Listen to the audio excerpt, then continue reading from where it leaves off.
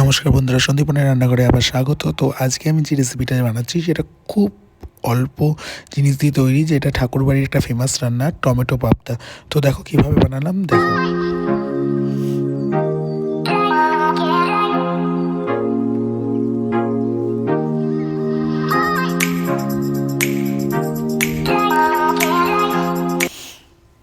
তো প্রথমে আমি পাবদা মাছগুলোকে ভালো করে ধুয়ে নিয়েছি এবং যা যা লাগবে সব রেডি করে নিয়েছি। খুব অল্প জিনিস লাগবে এবং টমেটো পেস্টটা একটু বেশি লাগবে, যেহেতু এটা টমেটো পাবদা। তো প্রথমে আমি মাছগুলোকে নুন, হলুদ আর একটু সর্ষের তেল দিয়ে ভালো করে ম্যারিনেট করে নেবো। কেননা পাবদা মাছ এমনিতে প্রচণ্ড তেলে দিলে ফাটে, যেহেতু এটা আঁশ নেই।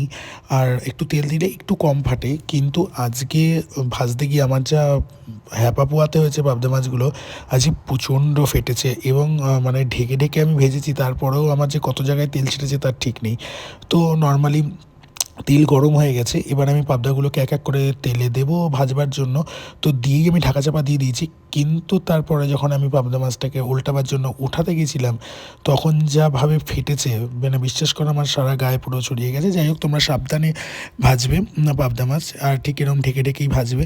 তো আমার মাছগুলো ভাজা প্রায় পুরো কমপ্লিট। তো দেখো বেশ এরকম কড়া করে ভেজে নিয়েছি এবং যে মাছের তেলটা রয়েছে ওই তেলেই আমি রান্না করব। তো এখানে বেশি তেলের প্রয়োজন নেই। তো ওই তেলের মধ্যে আমি একটু কালো জিরে ফোড়ন দিয়ে দেবো। কালো জিরে দিলে একটু টেস্ট হয় জিনিসটায়। এরপরে আমি একটুখানি আদা পেস্ট করা ছিল, আদা রসুন, সেই আদা রসুনের পেস্টটা দিয়ে দেবো। একদম সামান্য দিতে হবে, বেশি না দিলেও হবে। এবং ওটা একটু কষে ভাজা ভাজা হয়ে আসলে অল্প একটু জল দিয়ে দেবো, যেন মশলাটা পুড়ে না যায়।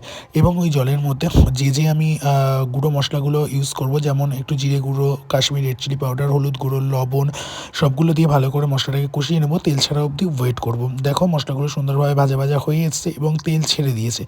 এবার আমি ওটার মধ্যে বেশি পরিমাণ টমেটো পেস্ট দিয়ে দেবো। আমি টমেটো পেস্ট ইউজ করেছি, তোমরা টমেটো কুচি, পেস্ট দুটোই ইউজ করতে পারো, কিন্তু এখানে একটু এটা টমেটো পাবদা, তো টমেটো পেস্টের পরিমাণটা একটু বেশি দিতে হবে, কারণ গ্রেভিটা ওই টমেটো পরিমাণতেই হবে। এবং টমেটো যে একটু টক ভাব রয়েছে সেটা কাটাবার জন্য আমি তো একদানা চিনি ইউজ করেছি, যেন টেস্টটা ব্যালেন্স থাকে। তো এবার আমি ওটা কষাতে দিয়েছি। তো দেখো ভালো করে কষে এসে তেল ছেড়ে দিয়েছে। আমি এবার এটাকে একটু গরম জল দিয়ে দেবো ঝোল হওয়ার জন্য।